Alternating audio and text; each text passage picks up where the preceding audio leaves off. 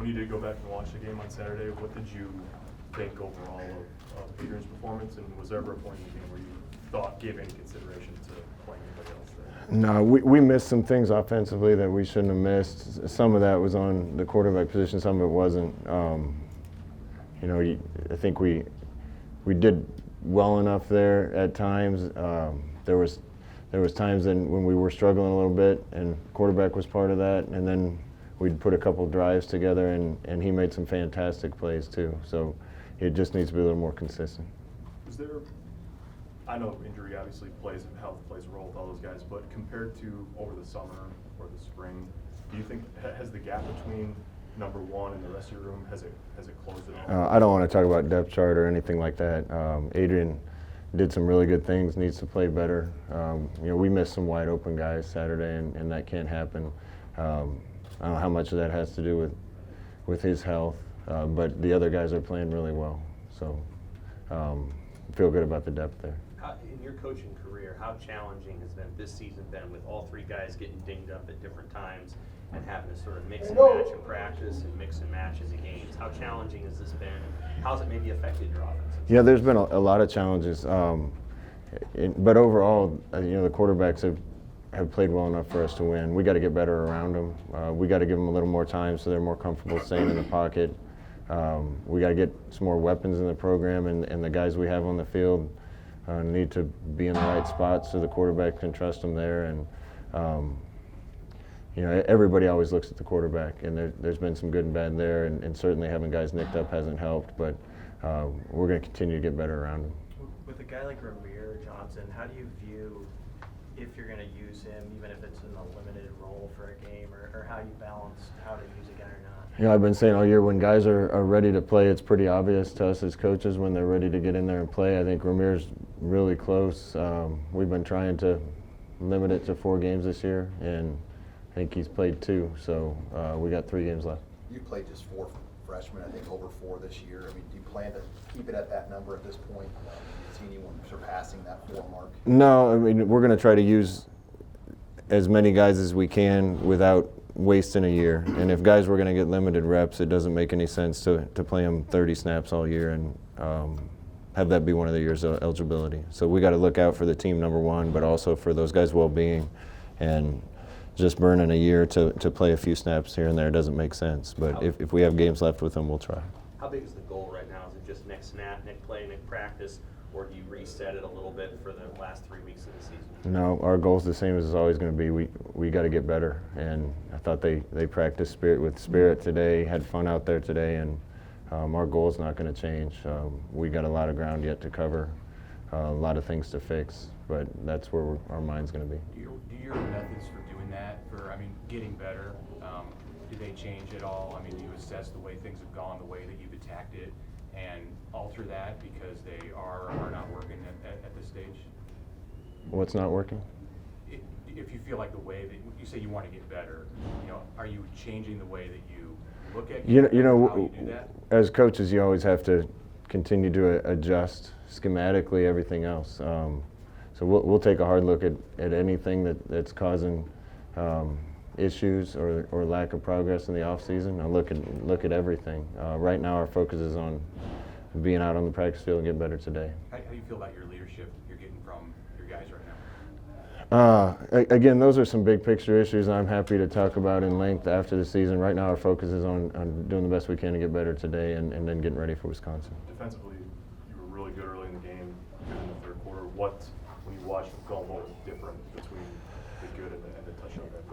We watched and poured over that thing. There was times when the defense played really well. There were some serious breakdowns in coverage that I think needed to be addressed on the coaching staff and on the team in that game. We gave up too many easy things, and there's simple things we can do to fix that. But that's kind of been the story is we can't seem to, as a team, play great at the same time. The defense played well, and special teams played well and put offense in position to have 20 or 30 points at halftime, and offense didn't do it. And then the offense rallies and gets us 2 leads in the fourth quarter, and the defense gave up 4 drives at the end of the first half and second half. We got to put it all together.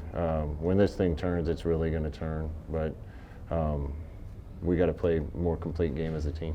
You are heading into a November where you play some physical teams, two in particular, starting with Wisconsin.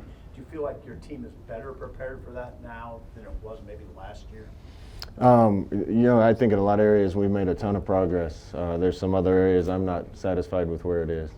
I don't want to pick two teams in this league out and say they're physical. This whole league's physical. So we got a lot of respect for the guys that we're getting ready to play in the next few weeks. I think we're a stronger team than we were. We still need more depth in a few things of that nature, but when injuries pop up and you don't have the depth, it really starts to limit you a little bit. But our guys are excited and they're fighting, and we've had some unit meetings, the whole offense and whole defense, to kind of show some of the little things that are holding them back right now, and we got to get them addressed. You and Coach Schneider have said in the past that your focus defensively is keeping the points down and not necessarily as concerned about yards.